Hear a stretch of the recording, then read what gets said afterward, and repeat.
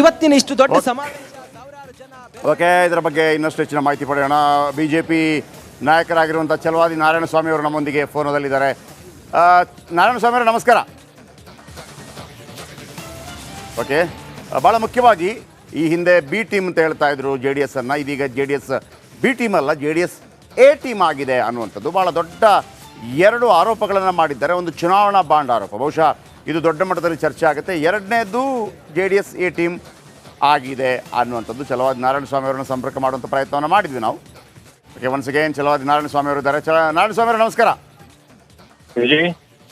ನಮಸ್ಕಾರ, ನಾನು ಜಯಪ್ರಕಾಶ್ ಶೆಟ್ಟಿ ಮಾತಾಡ್ತಾ ಇದ್ದೀನಿ. ನಾರಾಯಣಸ್ವಾಮಿ ಅವರೇ, ಹಲೋ. ಹಲೋ, ಕೇಳ್ತಾ ಇದೆಯಾ ಸರ್? ಕೇಳಿಸ್ತಾ ಇದೆ, ಹೇಳಿ. ಓಕೆ, ಇವತ್ತು ರಾಹುಲ್ ಗಾಂಧಿ ಅವರು ಎರಡು ಆರೋಪಗಳನ್ನು ಮಾಡಿದ್ದಾರೆ. ಒಂದು, ಚುನಾವಣಾ ಬಾಂಡ್, ಬಿಜೆಪಿ ಕಂಪನಿಗಳನ್ನು ಹೆದರಿಸಿ ಬೆದರಿಸಿ ದುಡ್ಡು ಮಾಡಿದೆ, ನಂಬರ್ 1. ಎರಡನೇದು, JDS ಈ ಹಿಂದೆ ಬಿ ಟೀಮ್ ಆಗಿತ್ತು, ಇದೀಗ ಸ್ವತಃ ಎ ಟೀಮ್ ಆಗಿದೆ ಅನ್ನುವಂಥ ಆರೋಪ ಮಾಡಿದ್ದಾರೆ. ನಿಮ್ಮ ಬಿಜೆಪಿ ಪ್ರತಿಕ್ರಿಯೆ ಏನು? ನೋಡಿ, ಇವತ್ತು ಅವ್ರು ನಮ್ಮ ಜೊತೆಯಲ್ಲಿ ಬಂದಿದ್ದಾರೆ, ಎ ಟೀಮ್ ಆಗಿದ್ದಾರೆ ಅಂತ ಹೇಳಿದ್ರು. ಅವರು ಕಾಂಗ್ರೆಸ್ ಜೊತೆಯಲ್ಲಿ ಹೋದಾಗ ಅವ್ರು ಯಾವ ಟೀಮ್ ಆಗಿದ್ರು? ಜನತಾ ಪರಿವಾರ ಹುಟ್ಟಿದ್ದು ಯಾರ ವಿರುದ್ಧ? ಜನತಾ ಪಕ್ಷ 70ರ ದಶಕದಲ್ಲಿ ಜನತಾ ಪರಿವಾರ, ಜನತಾ ಪಕ್ಷದ ಹೆಸರಿನಲ್ಲಿ ದೇಶದಲ್ಲಿ ಹುಟ್ಟಿದ್ದೇನೆ ಕಾಂಗ್ರೆಸ್ ದುರಾಡಳಿತದ ವಿರುದ್ಧ. ಓಕೆ, ಆದ್ರಿಂದ ಅವರು ಯಾವತ್ತೂ ಕೂಡ ಜನತಾ ಪರಿವಾರ ಯಾರೇ ಆಗಿರ್ಬೋದು, ಅದು ಬಿಜೆಪಿಯು ಸೇರಿ ಜನತಾ ಪರಿವಾರವೇ. ಆದ್ರಿಂದ ಜನತಾ ಪರಿವಾರದ ಜೊತೆ ಯಾವತ್ತು ಇವರೆಲ್ಲ ಸೇರಿದ್ರೆ ಅದು ಪವಿತ್ರ ಮೈತ್ರಿ. ಕಾಂಗ್ರೆಸ್ ಜೊತೆಯಲ್ಲಿ ಯಾರೇ ಸೇರಿದ್ರೆ ಜನತಾ ಪರಿವಾರದವರು, ಅದು ಅಪವಿತ್ರ ಮೈತ್ರಿ ಆಗತ್ತೆ. ಆ ಕಾರಣದಿಂದ ಅವರು ಎ ಟೀಮು ಅಲ್ಲ, ಬಿ ಟೀಮು ಅಲ್ಲ, ನಮ್ಮ ಜೊತೆಯಲ್ಲೇ ಹುಟ್ಟಿದವರು, ನಮ್ಮ ಜೊತೆಯಲ್ಲೇ ಇರೋರು. ಆದ್ರೆ ಕಾಂಗ್ರೆಸ್ ವಿರುದ್ಧ ಅವರು ಹುಟ್ಟಿದ್ರಿಂದ ಇವತ್ತು ಅವ್ರ ಮೈಂಡ್ ಸೆಟ್ ಕಾಂಗ್ರೆಸ್ ವಿರೋಧಿ ಮೈಂಡ್ ಸೆಟ್. ಅದೇ ಕಾರಣಕ್ಕೆ ಇದು ಕಳೆದ ಚುನಾವಣೆಯಲ್ಲಿ ಅವರು ಪಾಠ ಕಲಿಸಿದ್ದಾರೆ ಕಾಂಗ್ರೆಸ್ಗೆ. ಆದ್ರೆ ಇವತ್ತು ಇದನ್ನ ಬಾಂಡ್ಗಳ ಬಗ್ಗೆ ಹೇಳ್ತಾರೆ. ಹೌದು, 20,000 ಕೋಟಿ ಬಾಂಡ್ಗಳು ಈಗಾಗಲೇ ರಾಜಕೀಯ ಪಕ್ಷಗಳಿಗೆ ಕೊಡಲಾಗಿದೆ.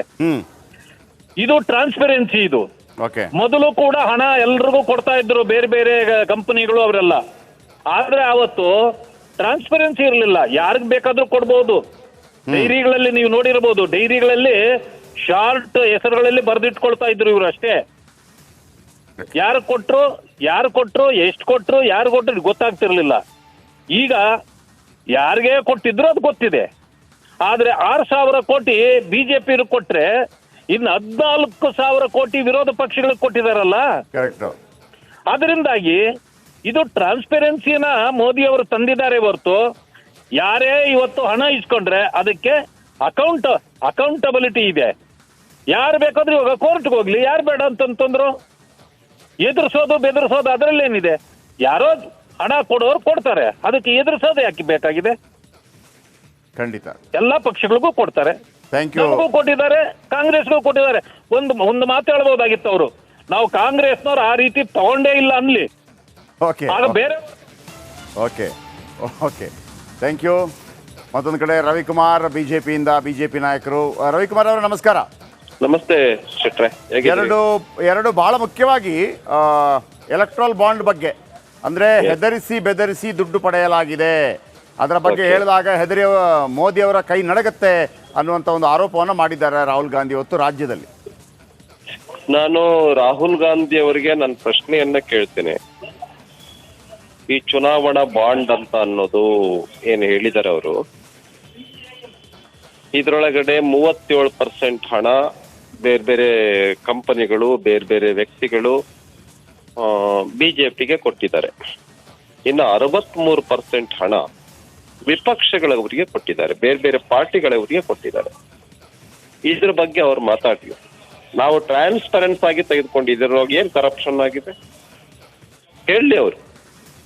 ಅವ್ರಿಗೇನಾದ್ರು ಘನತೆ ಇದ್ರೆ, ಗೌರವ ಇದ್ರೆ, ಟ್ರಾನ್ಸ್ಪರೆನ್ಸಿ ಬಗ್ಗೆ ಗೌರವ ಇದ್ರೆ, ಸುಪ್ರೀಂ ಕೋರ್ಟ್ ಬಗ್ಗೆ ಗೌರವ ಇದ್ರೆ ಅವ್ರು ಹೇಳಿ. 37% ಹಣ ಬಾಂಡ್ಗಳ ಮೂಲಕ ನಮಗ್ ಬಂದಿದೆ, 63% ಹಣ ಅವ್ರಿಗೆ ಹೋಗಿದೆ, ಅಂದ್ರೆ ವಿಪಕ್ಷಗಳವ್ರಿಗೆ ಹೋಗಿದೆ. ಇದ್ರ ಬಗ್ಗೆ ಅವ್ರು ಕೂಡ ಮಾತಾಡ್ಲಿ, ನಾವು ಮಾತಾಡ್ತೇವೆ. ಇದ್ರೊಳಗೆ ಏನ್ ಕರಪ್ಷನ್ ಆಗಿದೆ, ಹಾಗಾದ್ರೆ ಕರಪ್ಷನ್ ಆಗಿದೆ ಅಂತ ಹೇಳಿದ್ರೆ 63% ಅಲ್ಲಿ ಹೆಚ್ಚಾಗಿರುತ್ತೋ 37% ಅಲ್ಲಿ ಹೆಚ್ಚಾಗಿರುತ್ತೋ? ಓಕೆ ಓಕೆ, ಯಾವ ನೈತಿಕತೆ ಎತ್ಕೊಂಡು ಅವ್ರು ಮಾತಾಡ್ತಾ ಇದ್ದಾರೆ ಮಿಸ್ಟರ್ ರಾಹುಲ್ ಗಾಂಧಿ ಅವರು? ಓಕೆ, ಥ್ಯಾಂಕ್ ಯು ರವಿಕುಮಾರ್ ಅವರು, BJP ನಾಯಕರು, MLC. ಇದರ ಬಗ್ಗೆ ಅಂದರೆ ಹೆಚ್ಚು ಪ್ರಮಾಣ ಯಾರಿಗೂ ಹೋಗಿದೆ ಅದರ ಬಗ್ಗೆ ಕೂಡ ಮಾತಾಡಲಿ. ಚಲೋದ್ ನಾರಾಯಣಸ್ವಾಮಿ ಒಂದು ಮಾತನ್ನು ಹೇಳಿದರು, ಸರಿಯಪ್ಪ ಈಗ BJP ಅವರು ತಗೊಂಡಿದ್ದಾರೆ, ನೀವು ತಗೊಂಡೇ ಇಲ್ಲ, ನಾವು ತಗೊಳ್ಳೋದಿಲ್ಲಪ್ಪ ಈ ದುಡ್ಡನ್ನು ಅಂತ ಅಂದಿದ್ರೆ ಓಕೆ. ಎಲ್ಲರೂ ತಗೊಂಡಿದ್ದಾರೆ ಆ ದುಡ್ಡನ್ನು ಮತ್ತು ಅದು ಭಾಳ ಪಾರದರ್ಶಕವಾಗಿದೆ ಅನ್ನುವಂಥ ಮಾತನ್ನು ಕೂಡ ಹೇಳಿದರು. Thank you.